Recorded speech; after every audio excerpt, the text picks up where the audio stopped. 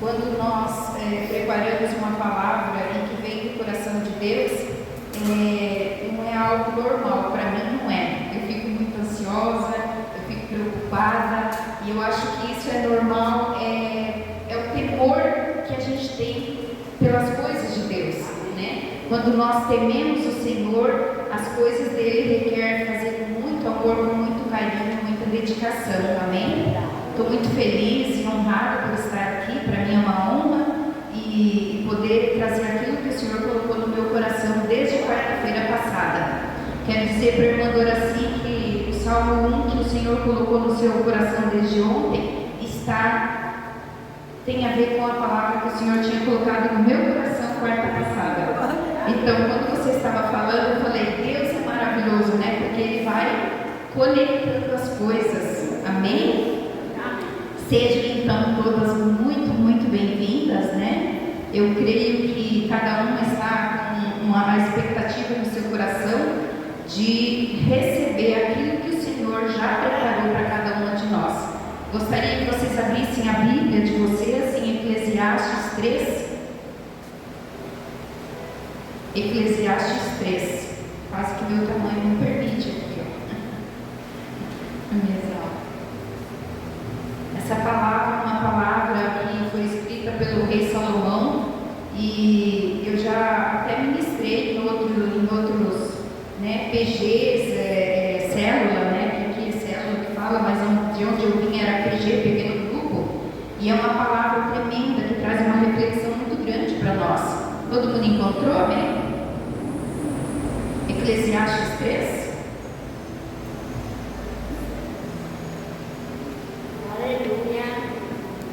Essa palavra tem como título Tempo para Tudo. Amém, igreja? Tudo tem o seu tempo determinado e há tempo para todo propósito debaixo do céu. Há tempo de nascer e tempo de morrer, tempo de plantar e tempo de arrancar o que se plantou, tempo de matar e tempo de curar, tempo de derribar e tempo de edificar, tempo de chorar e tempo de rir, tempo de prantear e tempo de saltar de alegria, tempo de espalhar pedras e tempo de ajuntar pedras, tempo de abraçar e tempo de afastar-se de abraçar, tempo de buscar e tempo de perder, tempo de guardar e tempo de deitar fora, tempo de rasgar o tempo de cozer e o tempo de cozer, tempo de estar calado e tempo de falar, tempo de amar e tempo de aborrecer, tempo de guerra e tempo de paz. Aleluia! Que palavra tremenda, né? Como eu disse, é uma reflexão muito forte e eu creio que quando o rei Salomão escreveu isso, ele estava num momento de grande reflexão na sua vida, né? Ele traz então assim o positivo e o negativo da situação, né? Tempo de abraçar e tempo de afastar-se. Nós lembramos, foi muito recente o tempo da pandemia, onde nós não podíamos nos abraçarmos, né? Até então, eu acho que nós não tínhamos vivido um período assim, aonde nós podíamos chegar, abraçar, né? E cumprimentar o irmão naturalmente. De repente, nós fomos levados a uma situação que nós não podíamos nem sair de dentro das nossas casas. Então, aqui, eu me chamou muita atenção e trouxe esse período das nossas vidas. Nós vivenciamos isso. Hoje, quando eu vejo, né, o álbum de fotografia ou aquilo que eu tenho arquivado, né, eu vejo as fotografias. Nós estávamos proibidos até de, né, falar, mas a gente tinha que usar máscara para se proteger. Então, eu creio assim que Deus, né, quando o rei Salomão escreve isso, eu creio que Deus, ele deveria estar passando por uma batalha, uma reflexão muito grande. A palavra diz aqui no capítulo 1 e 2 que foi quando ele já estava na velhice. Eu vou estar trazendo alguns tópicos aqui para a gente refletir. Então, foi durante a velhice dele que ele começou a refletir sobre todas essas questões que eu coloquei ali. Amém? Se eu estiver falando muito rápido, acho que não. Eu vou trazer alguns tópicos e assim meio que vou explicando, tá? A questão da palavra. Existem vários tipos de tempos, né? Por exemplo, a Bíblia, com a sua sabedoria milenar, ela apresenta alguns princípios, né? Alguns valiosos princípios. Então, o tempo de Deus, por exemplo, Deus não vive no nosso tempo. Para Deus não existe tempo, né? Deus, Ele é eterno. Então, o tempo passado, o tempo presente, o tempo futuro, isso é para nós, para Deus não. Para Deus, Ele vive na eternidade, então não existe o ontem, nem o hoje, nem o amanhã, é sempre aquele momento, né? E eu achei isso tremendo, porque às vezes, como a irmã Doraci falou, né, que o pastor pregou aqui, e como a gente aprende, né, ouvindo, às vezes você nem imagina tão grande é o conhecimento que Deus tem para nós. E por mais que nós vivamos anos e anos, né, nós não adquirimos todo o conhecimento, até porque nós não somos capazes de absorver todo o conhecimento de Deus, isso seria impossível. Existem uma porcentagem, né, pastor, de conhecimento que nós podemos ir até ali. Passou daquilo, já é sobrenatural, né, de Deus. Não que Deus não possa nos capacitar, mas todo conhecimento é dele. Em Salmo 102, 27, vocês não precisam abrir, diz assim, ó: tu, porém, é sempre o mesmo, e os teus anos jamais terão fim. Isso está falando de Deus, né? Para Deus não tem, o tempo para Ele não é finito, é infinito. Para Deus as coisas não têm fim, né? Então, o segundo ponto que eu coloquei aqui é o tempo do homem, o nosso tempo. Diferente do tempo de Deus, o nosso tempo é finito. Tem início e tem um fim. Esse fim, nós, graças a Deus, né, nós não sabemos qual é o dia, né, que será o nosso fim, mas eu quero dizer assim que são etapas, tudo tem etapa. Assim como Deus criou o mundo lá em Gênesis, né? Gênesis, ele foi criando cada dia uma coisa, né? Foram etapas, um tempo delimitado para cada coisa. Ele foi assim, criando tudo que nós, né, usufruímos e temos nessa terra. Então, o tempo do homem, o nosso tempo, começa com a fecundação, né? Nós passamos 9 meses dentro da barriga da nossa. Nascemos, fomos bebês, fomos cuidados, porque se nós não tivéssemos cuidados, a gente não estaria aqui. Porque eu sempre falo, um bebê quando nasce, ele mal sabe, ele já vem com o instinto de sugar, de mamar. Fora isso, ele não consegue fazer mais nada. Então, se nós estamos aqui é porque alguém nos cuidou, né? Nos deu amor, nos deu carinho, alimentação. Então, é a fase do bebê, né? É dependência total de alguém. E isso serve para humanos e, né, e para os animais também. Depois vem a infância. A infância é o período da fantasia, de brincar, de descobrir, né? Quem é mãe, quem teve filho aqui sabe que a criança ela começa a descobrir as coisas, mexer em tudo, né? É o tempo que Deus criou para ele, é o período chamado infância. Vem a adolescência, que é o período dos sonhos. A gente acha que sabe tudo, não precisamos mais dos pais, e que nós, né? A gente é dono de si na adolescência, ou adolescência, como fala, né? Então, é o tempo de sonhar. Depois vem a juventude, que é onde nós começamos a projetar a nossa vida, né? Conhecer alguém, construir uma família, ir para a faculdade, fazer uma faculdade e assim por diante. É o período da juventude. Depois vem a maturidade. A maturidade Deus coloca ali, né? Que é um período em que a gente realiza as nossas realizações, vamos dizer assim, né? Já tenho minha família, já tenho minha faculdade, então é um período de realizações. E aí, por último, vem a velhice, né? A velhice é o momento, então, que que eu, trazia aqui no início, o rei Salomão, ele estava vivendo esse momento, e a velhice, então, é o período de reflexão. Tudo é devagar para a gente não tem mais pressa de nada, né? Eu acho que eu estou vivendo esse momento, gente, estou começando a viver esse momento, porque a minha vida sempre foi uma loucura, sempre agitada, né? Muitas aulas, muitos alunos, e aí família, filho, neto, enfim, marido, e aí de repente eu me vejo numa situação em que eu não tenho horário para almoçar, para acordar, enfim, eu estou vivendo, eu descobri hoje através dessa palavra, Deus falou, você está entrando nessa fase. Né? Da velhice, não que eu estou velha, Senhor, não é isso, eu falei, Senhor, não é isso, mas assim, a questão das atitudes, até no trânsito, né, eu vejo assim, que eu estou dirigindo, deixa passar, vai com Deus, né, tudo bem, não tem pressa, mas amém? Então essa é a fase do tempo do homem, né, aí vem o tempo do mundo, né, o que será isso? A gente está vivendo desde o período de 1950 a pós-modernidade. Então, o que isso significa? As mudanças, né, que vem ocorrendo até então. E é assustador nós pensarmos a mudança que está acontecendo no mundo. É algo muito assustador se nós pararmos para pensar. Lá em casa, nós nos proibimos de assistir jornal, porque senão a gente não dá conta de absorver tanta coisa. E aí, assim, né, o que traz o mundo hoje, né? Parece que é só desgraça, perdão da palavra, mas é só coisa ruim, parece que tem para oferecer para a gente, não é verdade?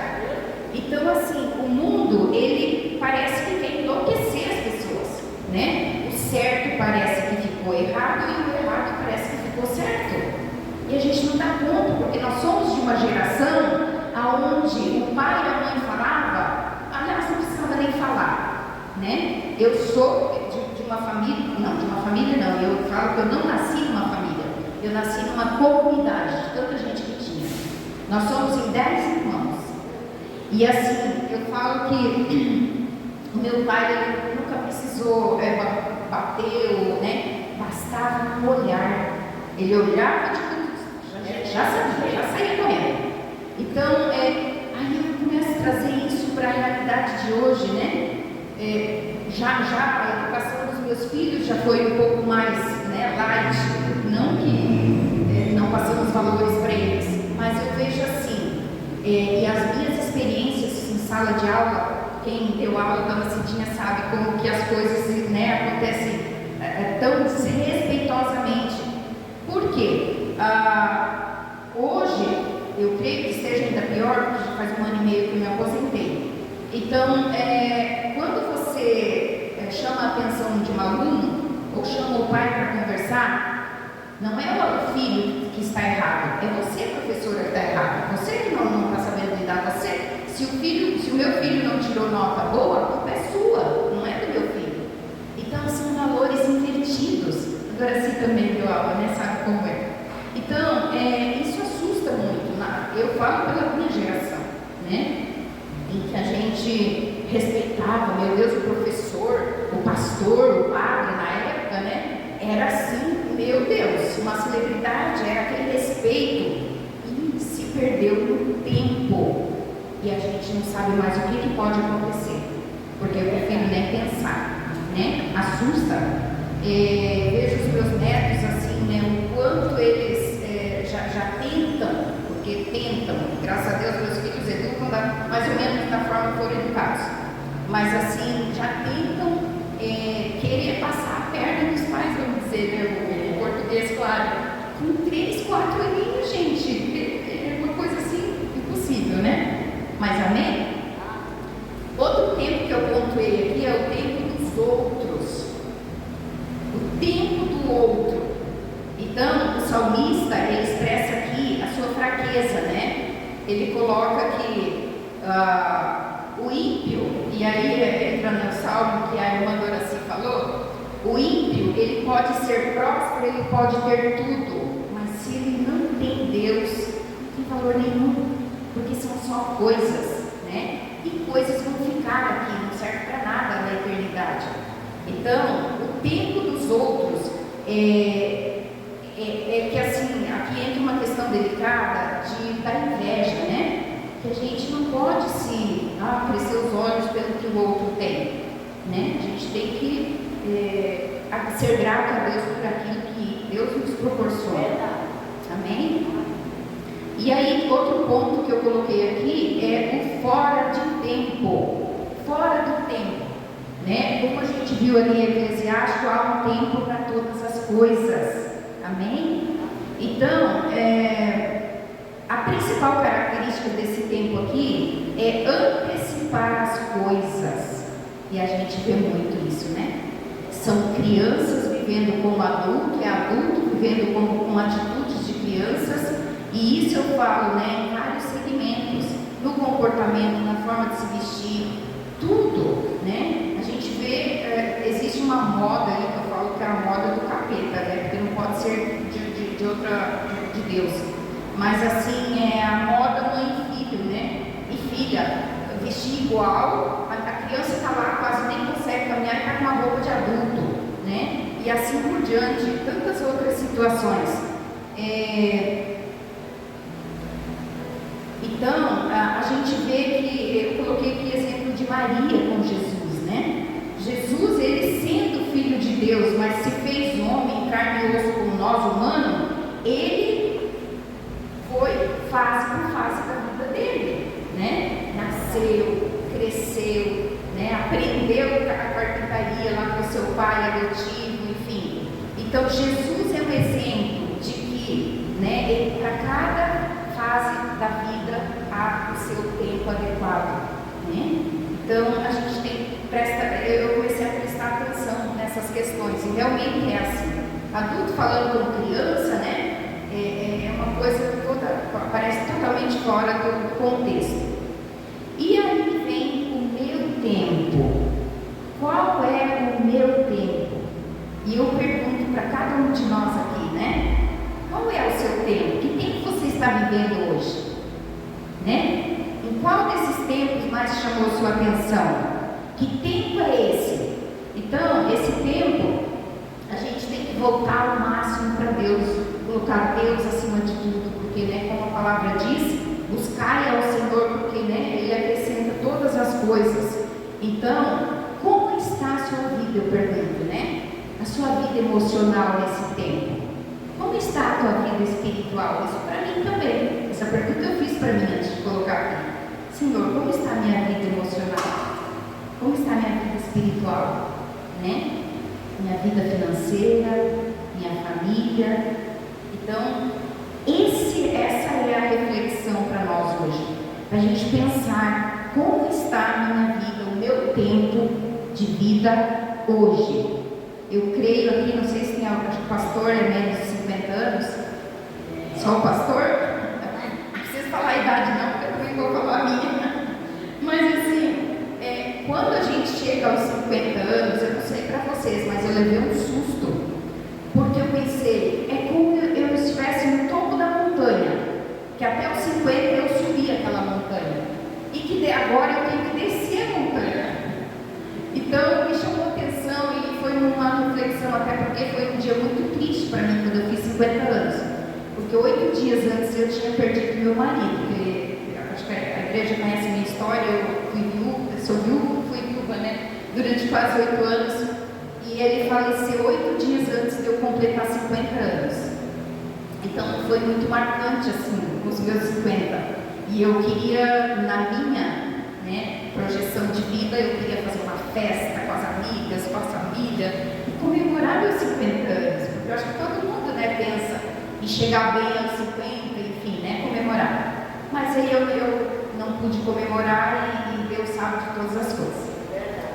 Então, a gente tem que estar sempre, eu falo assim, né, aliançado com o Senhor, porque Ele é quem vai reger, Ele é o maestro que vai dar as notas musicais da nossa vida. É Ele que vai tocar. A gente pode até pegar o instrumento na mão, mas é Ele que vai dar a pauta, né? Então, eu creio que nós podemos, dessa palavra, tirar muita reflexão, né? Porque para mim foi grande, foi muito prazeroso, né, quando o Senhor colocou esse capítulo, né, o Eclesiastes 3 no meu coração.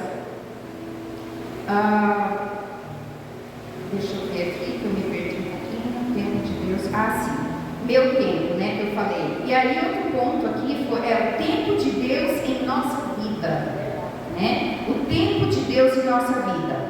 Nós não precisamos trapacear, né? Nós não precisamos ficar com inveja, né? Vai chegar o tempo de Deus na nossa vida. Se para você não chegou ainda o tempo de Deus, vai chegar, porque Deus é fiel para cumprir com todas as promessas dele. E se você tem promessas, se você tem, né, Deus vai cumprir no momento certo. Até como eu falei anteriormente, o tempo de Deus não é o nosso tempo, né? Nós fizemos e queremos, mas não adianta. Se não é o tempo de Deus, as coisas não cumprem.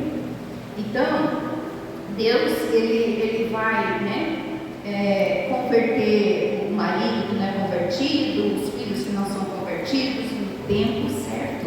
Cabe nós orarmos, dobrar o nosso joelho e orarmos, né? Eu falo assim que a salvação entrou na minha casa fazem 13 anos que eu me converti. Eu me converti através do meu filho mais novo. É uma história tremenda, assim. Deus, ele nos surpreende, vamos dizer assim, né?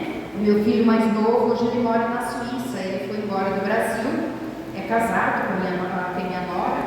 E aí, ele aos 12 anos, ele quis sair de casa para ir jogar futebol, porque ele sempre treinou desde os 5 aninhos. Ele é jogador de futebol, jogador, e ele tinha Cristo que tirasse isso da cabeça dele.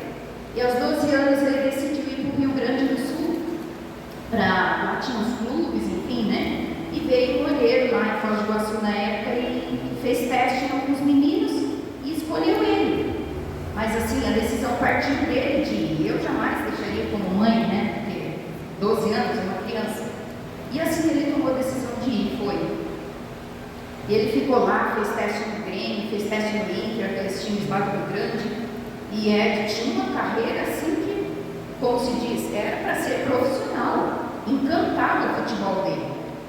Mas aí Deus tinha outro propósito. Deus tinha outro propósito. Nesse tempo que ele ficou no alojamento, um dia, quando ele me contou, eu até fiquei preocupada. Ele falou: mãe, toda quarta-feira e domingo vem uma mulher aqui, traz nega maluca, traz refrigerante pra gente e leva nós para a igreja. E assim ela fazia, levava os meninos, quem quisesse ir para a igreja. E a igreja era evangélica.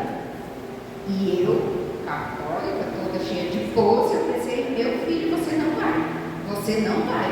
E não, você já tem sua religião, não sei o que, enfim. Mas aí, ele lá, eu aqui, não tinha controle, né?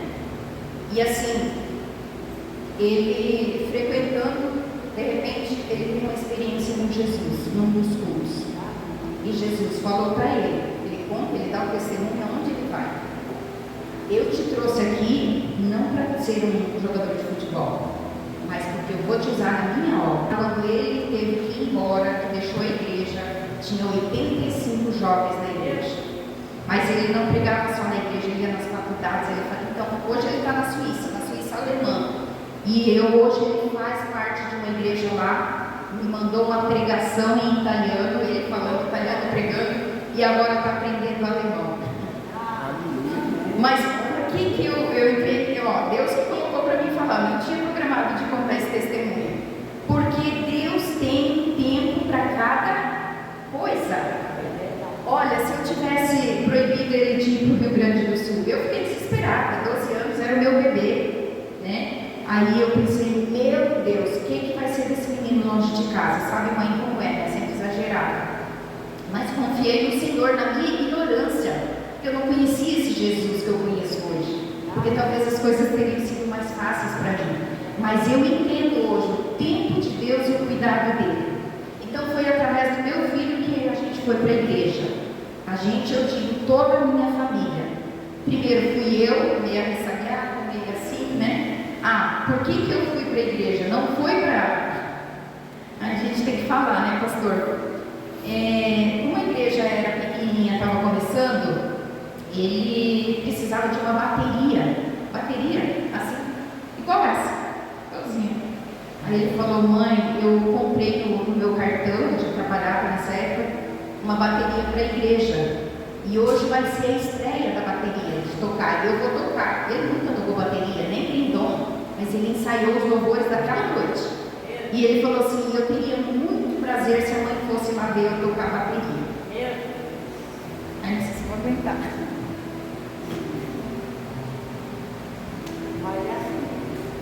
Mas é o tempo de Deus na nossa vida, não é maravilhoso Deus?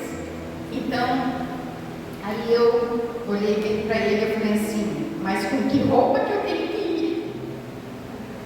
Tipo assim, eu achava que tinha que ir ensaiando, que tinha que ir com uma, sabe, a mentalidade, a ignorância espiritual que a gente vivia, né? Então, eu peguei e fui no culto. Sentei na última cadeira lá pertinho da porta, porque eu falei: qualquer coisa que aconteça, eu saio correndo. Fiquei sentadinha lá. E ele tocou a bateria, tocou os louvores, tudo. A partir daquele dia, Deus já começou a me inquietar. Aí eu era assim, para não contrariar o marido, porque a gente sabe, né, que graças a Deus eu sempre tive um entendimento sobrenatural, não tinha conhecimento desta palavra, mas Deus me dava uma sabedoria que não era minha. Para não contrariar o meu marido, o que eu fazia? Um domingo eu ia na missa, o outro domingo eu ia na missa, eu ia para o culto. Eu já comecei a sentir falta daquilo, sabe? O ambiente, sentir a presença de Deus dentro de mim. E aí foi assim, um tempo de luta, porque eu queria ir para o Senhor. Eu tinha uma vez batizar e tudo, eu já queria. Fiquei enlouquecida assim, né? E ele não. Pense no italiano, católico, apostólico, romano, era esse homem. Que Deus o livre, preferia ver aquele do que um crente na frente. E ele falava: meu filho está perdido, olha, como na igreja de crente. E assim foi, eu orava, eu falava: Senhor, não pode ser isso que está acontecendo comigo, tem que acontecer com ele também, eu falava. E durante muito tempo eu frequentei a igreja sozinha, sem o meu marido, né? Que depois veio a falecer, que também é um tempo do Senhor. Estou até fugindo da palavra aqui, mas aí o que acontece? Deus de novo movendo as coisas. Deus ia levar esse homem, Deus ia recolher esse homem, meu marido. Mas a gente, na ignorância espiritual, a gente não tinha esse conhecimento. Deus dava avisos. Como que Deus falava: eu quero levar ele salvo, eu não quero levar ele, né, sem a salvação. E aí eu fazia cursos, não perdia nada na igreja. Nessa altura ele já nem ligava mais que eu ia. Aí um dia nós estávamos como aqui, ó, todo mundo sentado, e eu aqui lá sempre gostava de sentar na frente, como eu gosto até hoje. Quando o pastor estava pregando, o pastor olhou para mim e fez assim, ó, tipo assim: olha quem está aí. Que eu olhei para a porta, ele estava parado na porta da igreja. Eu comecei a chorar, porque eu falei: Senhor, eu não acredito que esse homem veio até aqui.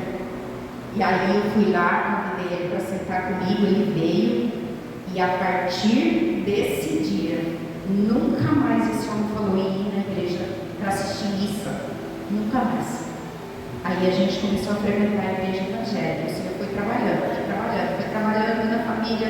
Aí minha filha, depois meu outro filho, e o Júnior firme, né? E aí Deus, uns 2 anos depois, acho que nem deu 2 anos, ele teve que fazer uma cirurgia do coração. Um homem saudável, nunca fumou, nunca bebeu, uma saúde invejável, praticava esporte, cheio de vida, problema no coração, uma coisa assim que nem os médicos entenderam. Fez a cirurgia, muita oração, a igreja toda se levantou, ficou bom. Aí eu acredito que seja mais 1 ano e meio, 2 anos depois, veio um câncer no estômago. Do nada, assim, sem sintoma nenhum. Ele era funcionário público, trabalhava na Sanepar, e ele fazia turnos. Aí uma madrugada ele estava no escritório trabalhando, e do tratamento da água, trabalhava claro, né? Aí ele ouviu uma voz. Nessa época ele já frequentava a igreja, mas ainda não tinha acontecido 100% da conversão. E ainda tinha os pontos ali que precisavam se ajustar. Bom, o tempo passou, veio o câncer da voz. Ele ouviu uma voz que disse assim para ele. Ele ouviu 3 vezes a voz: vai fazer exame no estômago. E ele era muito cuidadoso, fazia check-up todo ano. E ele espantou, olhou para um lado, para o outro, estava sozinho. Aí a voz repetiu pela 2ª vez: vai fazer exame no estômago. E aí ele se incomodou, né? Ficou assustado. E repetiu pela 3ª vez, porque ele não tinha se convencido: vai fazer exame no estômago. E ele foi, né? No dia seguinte, procurou o médico lá e marcou o exame e fez. Até então ele não tinha contado nada para ninguém. Quando ele foi pegar o resultado do exame, ele foi sozinho, porque ele falou: não tenho nada, não sinto nada. Aí o médico, né, chamou ele e falou: olha, seu Alpeiro, o senhor está com câncer no estômago. O senhor está com o início de um tumor maligno no estômago. E aí ele falou: capaz, doutor, o senhor está enganado, né? Porque não imagina, eu não sinto nada, não tem nenhum sintoma, enfim. E sozinho, daí ele procurou o meu filho, né? Ele falava que meu filho transmitia muita paz para ele. Foi no trabalho do meu filho e contou para ele. Ele falou: não, pai, não é possível, não tinha esse exame, o senhor não, né? Aí que ele foi contar a história. Nisso eu estava dando aula, quando cheguei em casa, veio a notícia. Também duvidei, achei que era brincadeira, né? Falei: imagina. E eu falei: mas seja o que for, Deus está conosco, né? E seja o que for, Deus vai à frente de tudo. Já começamos uma campanha de oração. E assim foi. Enfim, isso foi em setembro de 2014. Passou outubro, novembro, ele se internou para fazer a cirurgia, dia 19 de novembro. Ficou novembro, dezembro, janeiro, fevereiro, tudo esse tempo no hospital, porque uma coisa foi levando a outra. Uma coisa, ele nem morreu do câncer, ele morreu de todas as complicações possíveis, aconteceu com ele. Então, eu vi assim, foi um tempo de purificação, de tratamento de Deus com ele e com a gente também. Então eu não tinha vida, eu mudei para o hospital, porque eu trabalhava, eu ia dar aula, voltava para o hospital, do hospital eu ia dar. Minha vida era assim, esses meses todos. Até que dia 8 de março ele veio a falecer. Então, mas assim, eu vejo um cuidado tremendo nesse tempo todo, né? Como Salomão escreveu ali, né? Há tempo de nascer, há tempo de morrer. Não foi fácil aceitar tudo isso, foi desesperador. Para mim, o mundo tinha acabado, o chão se abriu, não tinha. Mas Deus, através de um sonho, né? Porque eu questionava muito Deus, acho que eu já falei isso aqui. Por que Deus não curou? A gente estava na igreja, a gente estava, né? A família toda orando, Senhor, por que o Senhor não curou? E Deus, através de um sonho, me disse que eu estava questionando Deus por que eu não tinha curado, né? E Deus falou, foi tão real que foi Deus de verdade, assim, não foi, você está questionando que eu não curei, eu curei ele sim, e eu respondi para Deus, não, o Senhor não curou, o Senhor levou ele. Aí Deus falou, eu não curei o físico, mas eu curei o espiritual dele. Então, gente, olha o tempo de Deus, né? Esse tempo do meu filho, eu consigo fazer uma leitura muito clara de tudo, Deus agindo no tempo dele, e nós, cegamente, ali, né? Querendo as coisas como no nosso tempo. Então, essa reflexão de Salomão aqui, né? Na velhice ali, refletindo, Salomão, vocês conhecem a história, eu creio que sim, ele foi um dos homens mais ricos, né? E em sabedoria também. E teve muitas mulheres. A vida dele foi uma vida promíscua de todas as situações. Um homem que, né? Se fosse ver hoje, gente, meu Deus, mas esse homem, né? Então, assim, ele começa a refletir sobre a vida dele, inquietar o coração dele. Poxa, eu tenho tantas mulheres, eu tenho tanta riqueza, mas não estava satisfeito. Por quê? Porque quando nós não temos Deus no nosso coração, quando nós não nos aliançamos a Deus, né? Nada tem valor. Para ele, aquilo tudo não tinha importância nenhuma. Então, até eu escrevi aqui, ó, Salomão, depois de ver tudo, mas tudo, né, no luxo, uma vida de mulheres e prostituição, enfim, ele preferia perder, né, tudo e não estar longe da presença de Deus. Aí eu coloquei conclusão de que nada, né, vale a pena se não termos Deus na nossa vida, se perdermos o temor de Deus. Porque, como eu falei para vocês quando eu cheguei aqui, eu estava ansiosa, eu estava nervosa, mas confiante que não era eu, que eu não sou capaz de nada, mas que o Senhor me usasse, né? Que o Senhor falasse através da minha boca. Então, Deus tem o controle de tudo sempre, e todos os nossos planos são somente nossos. É meu, é seu, não é de Deus. Deus tem dele, e não adianta nossos filhos lutarmos contra isso, né? Mas Deus é que dá a última palavra, né? A última palavra tem que ser de Deus. Ele tira, né? No momento certo, ele dá e ele tira no momento certo. Então eu entendi assim, eu fui grata, comecei a agradecer a Deus pelos 35 anos, né? De casamento, dos filhos, os netos. Na época tinha só um neto, ele conheceu um dos netos, que hoje vai fazer, esse ano ele faz 22 anos, o meu neto mais velho. E aí já nasceram mais dois, já está vindo o terceiro agora. Então essa é a minha família, né? E o meu projeto de vida, não sei se já deu a hora, pastor, estou falando muito. Mas, então, só para finalizar, meu projeto de vida, talvez já tenha até falado, mas era me aposentar e ir embora do Brasil, né?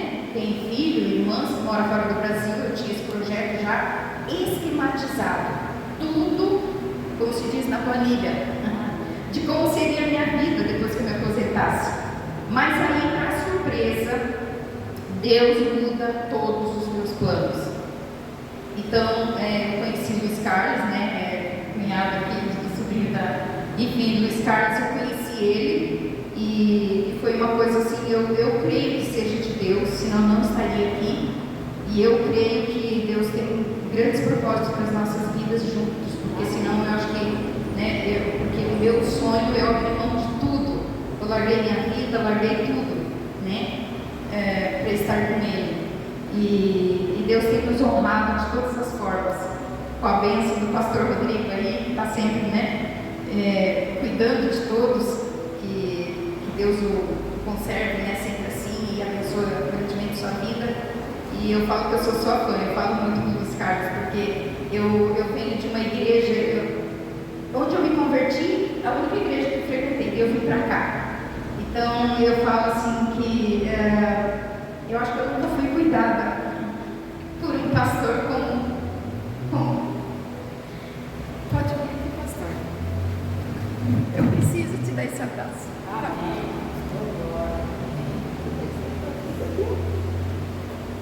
E eu sei do cuidado que ele tem por cada um de nós. Não é só comigo. Estou falando eu, mas é todos vocês, né? Então,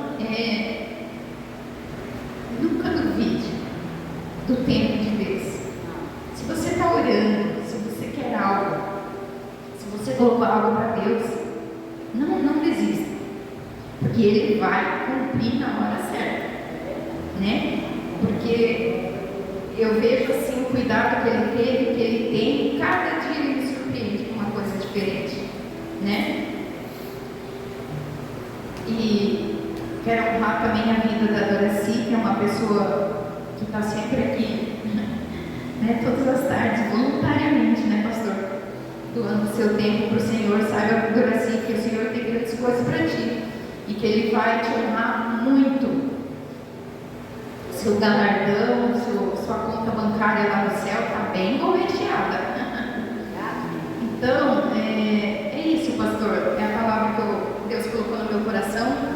Esses testemunhos todos, Deus me surpreendeu lembrando de tudo isso agora. Eu creio que tem a ver com a palavra, porque é o agir de Deus no tempo certo, né? Eu falo assim que eu não me importaria de perder hoje tudo que a gente construiu uma vida inteira, né?